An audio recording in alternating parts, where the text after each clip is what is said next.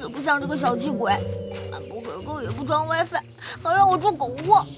走了，我才不在这种地方遭罪。总算有点信号了，打个车吧。这么快？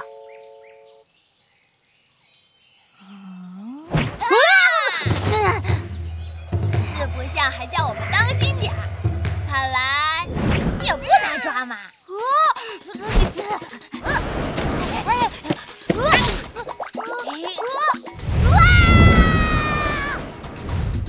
谁啊？放开我，不然休你了！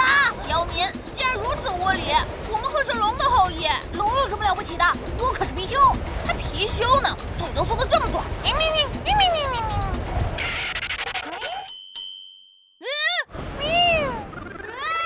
事，貔貅会飞的，我在图册上见过。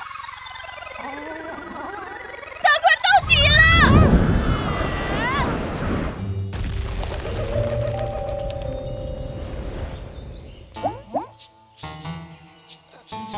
看来图册都是骗人的。您拨打的号码暂时无人接听，请稍后。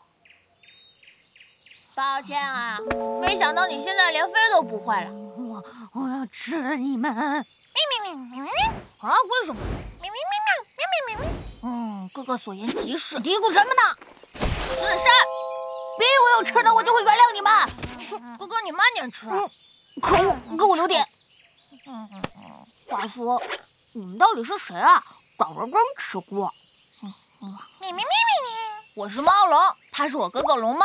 我们的爸爸可是明龙哦，据说以前经常上电视。有一次他去云南旅游，对月光下的妈妈一见钟情。这位美丽的小姐，不知可否与敖某花前月下呢？好啊！公子自己搭的伤，含着泪也要。我搭上了吗？大家可都听到了。怎会如此？我想回龙宫。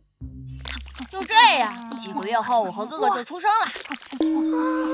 我的心肝小宝贝们！铃铃铃！喂，什么？有个熊孩子在东海捣乱，我这就回去。我慢去。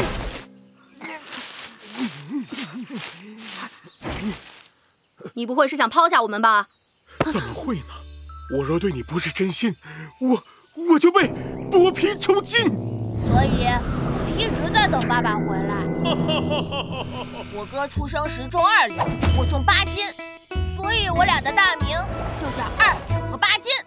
我们可是正统的龙宫继承人，所以你得放尊重点。我说，你们刚才不长这样吧？哪样？醒醒！哥哥你怎么了？是坏肚子了吗？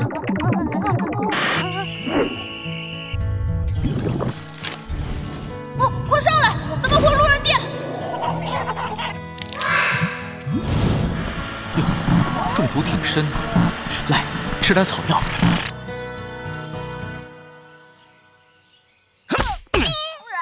叫你们抓个人而已，回来怎么成这样了？